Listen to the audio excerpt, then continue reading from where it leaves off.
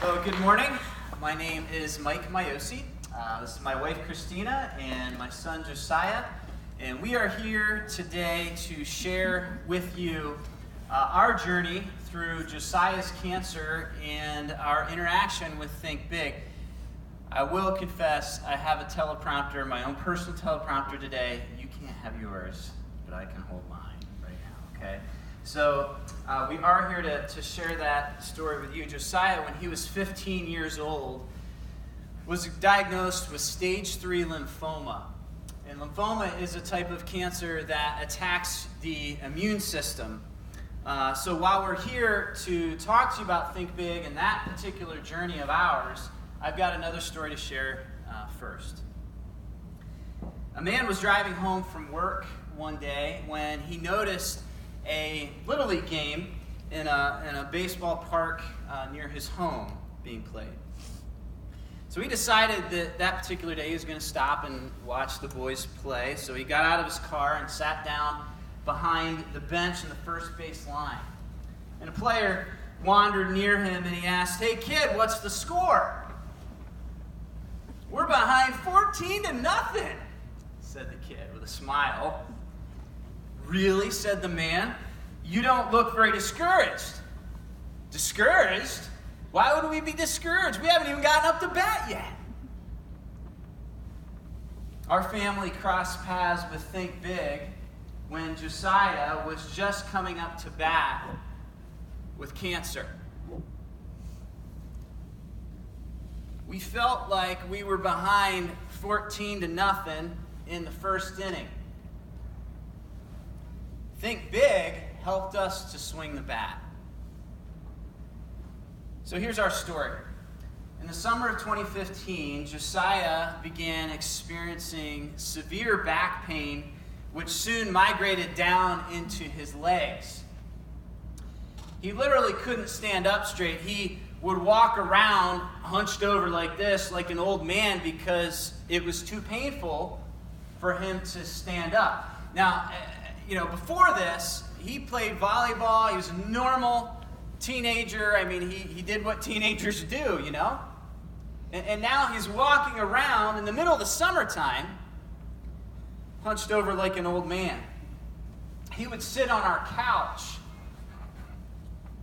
and as the pain went from his back and radiated down his legs, he would literally be sitting there, icing his knees, because it was the only thing that could relieve the pain. There we are, his parents. We had absolutely no idea what was wrong. I mean, any normal functioning 15-year-old doesn't walk around like this all the time and sit down on the couch icing their knees for no apparent reason.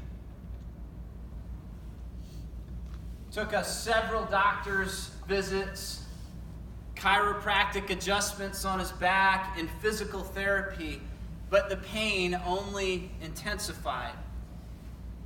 Finally, our family doctor ordered an MRI for Josiah. An MRI is simply an imaging machine that helps you to see inside what's going on. So he had this MRI, and the MRI revealed that he had a tumor in his spinal column that was so big that it was pressing against his spinal cord. And that's why the pain was not just located in his back, but it was running down his legs. That news absolutely rocked our world. After a failed biopsy where they, went in with these needles and tried to extract some material to test it for cancer, that failed. They didn't get the correct sample. So then they went further, and Josiah underwent a major back surgery to remove the tumor. The surgeon performed something called a laminectomy, where they take chunks of each vertebrae out. Josiah had 3 vertebrae that they went in and took these chunks out. They had to take those large portions of vertebrae out to get inside that spinal canal and remove the tumor from Josiah's back. As he was literally still recovering from surgery, Josiah started intensive chemotherapy. Step one was to insert a port into his chest. And if you don't know what a port is, it's this little box that they kind of cut your chest open, stick it in under your skin, and it has a tube that runs from the box directly into the heart. And when you go in for chemotherapy, the nurse will take this spike about this long, stick it in your chest into the box, and that's and it's connected to a tube, and that tube is what they use to inject the chemotherapy drugs into the body. Not the most pleasant experience, having a spike put in your chest every few weeks. Each round of chemo involved an entire week in the hospital at Janet Wise Children's Hospital, where Josiah would undergo this chemotherapy.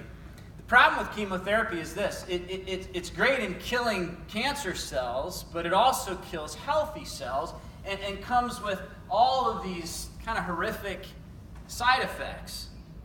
Josiah lost his hair. I mean, so many of you raised your hands, and you know folks that have gone through cancer or are in treatment for cancer right now, and a lot of times people lose their hair. Josiah lost all his hair. Now I say he has a chia head now. I mean, it's growing like crazy. It won't stop. But during chemo, it all fell out. He got mouth sores. He suffered constant nausea, vomiting. In fact, I think, if I remember right, after our first week of chemo, after his first week of chemo, I think every other week after chemo, I'm not sure he had but maybe a mouthful of food. Some weeks, we'd go in, he wouldn't touch food. He didn't want to smell food. He didn't want us to bring food into the room because anything just made him sick. I mean, we had like the food service calling us saying, is he going to eat? No, he's not going to eat. Okay, we'll bring him any food. Due to low blood cell counts, Josiah also needed a few transfusions. I never took donating blood as serious as I do now because it's necessary to keep kids alive. You had to get these transfusions. I had, it's like, when you go through this chemotherapy stuff, it's not just in the hospital. I mean, we would come home and his blood counts were so low that I, lucky me, had to give him shots. So there he is, feels horrible, doesn't want to lick a food, doesn't want anything, and I got to give him a shot when we get home. He's finally out of the hospital. He had to undergo multiple spinal taps. Spinal tap is where they'll stick a needle straight into your back and extract spinal fluid. And for Josiah, when they would extract the spinal fluid, they would inject it, replace it directly into his spinal cord with chemo drugs. I'm sorry to be so glum on a Friday morning and ruin your weekend, with these sad stories. But this is our experience. This was like the first inning down 14-0. I remember that first full week of chemo at the Children's Hospital. Josiah was in bed, still incredibly sore from his back surgery, and there's tubes and wires all hooked up, and he's laying there, he's fighting for his life. And, his mom and I are sitting there watching this, wrenching inside.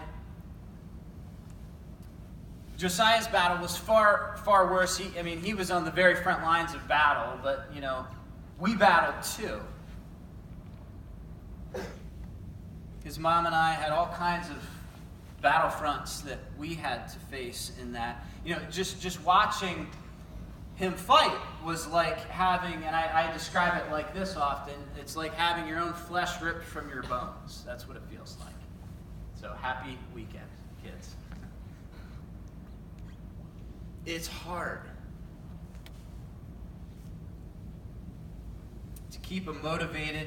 We kind of had to, even though it felt like that, we had to keep ourselves pulled together to keep him strong, to keep him motivated, keep him fighting. We agonized in prayer. We had to make decisions about treatment and coordinate doctors and administer all kinds of meds. We had this basket full of them on our kitchen counter meds, and we had to keep track. When do we have to give this one and that one?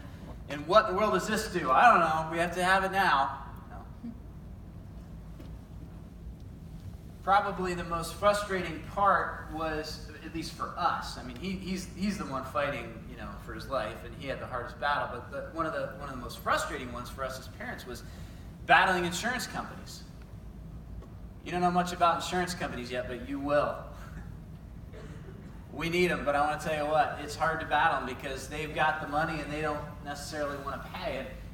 And we're having to fight just that front. And I had this entire binder that was dedicated to Josiah's treatment and all the battlefronts that we had to face.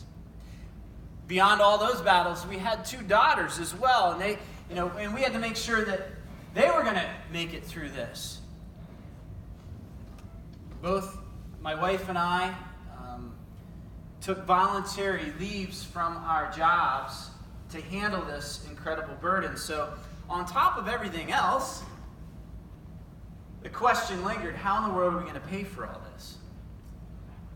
And Christina just told me a little bit ago, she thought that it probably costs, the whole treatment probably costs somewhere around $1 million. But we watched. It was inning 1, down 14-0. But we watched God give our son more emotional strength than most adults I have ever seen with cancer. He's the one keeping us going. It was like that kid in the ball field. Why should we be discouraged? We haven't even gotten up to bat yet. One afternoon, that first week, a social worker entered our room, and she was there to connect us with different things to help us with our needs, and she told us about this organization called Think Big. It's an organization set up to help families just like ours going through pediatric cancer. We're a middle-income family.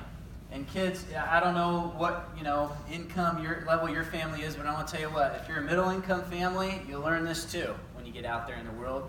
It is probably the least amount of resources available for middle-income families than any. But Think Big was there to help us swing the bat. They paid a mortgage payment for our family, which was huge. And they paid a car payment for us. But what Think Big really did was they took 2 small burdens off of our back when it felt as if the entire world was weighing upon us. And for that, getting the t-shirt is worth it. And for that, showing up to that dance-a-thon is worth it. For that, all the hours that you leaders are spending dedicating to this, I'm telling you, it's worth it.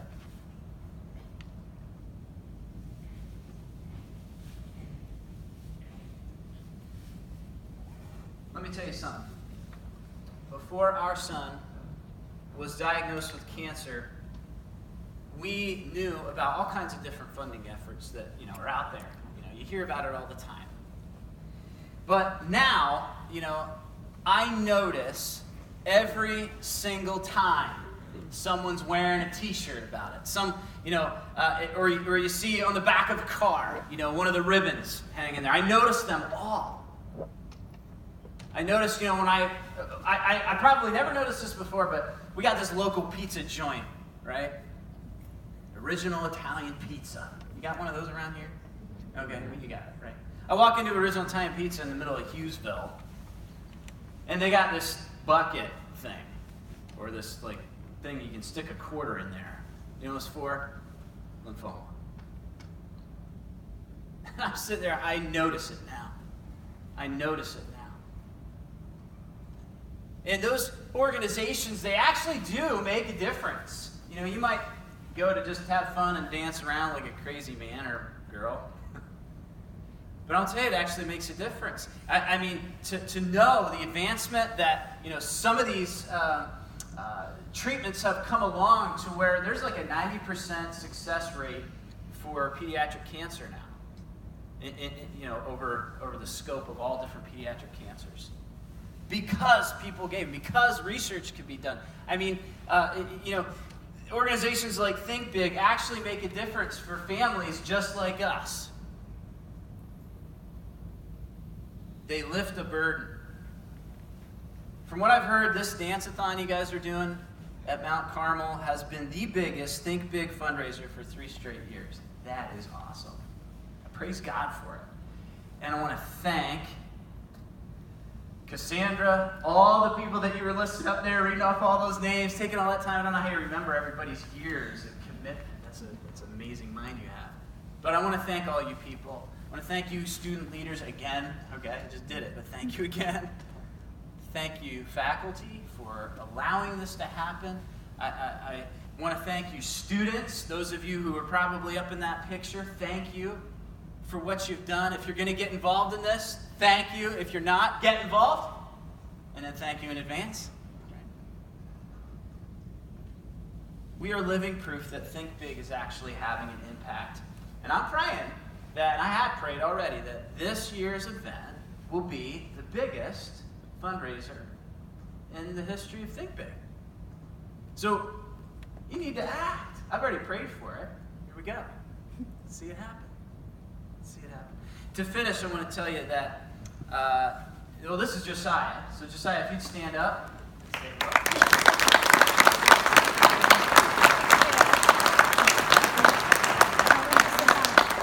Josiah is now way past the first inning, and he's winning the fight. We just had an MRI a few weeks ago. He had an MRI. I say we. He had an MRI. He's the one that's got to go in that tube. He had this MRI, and he is clear of cancer. We're thankful for that.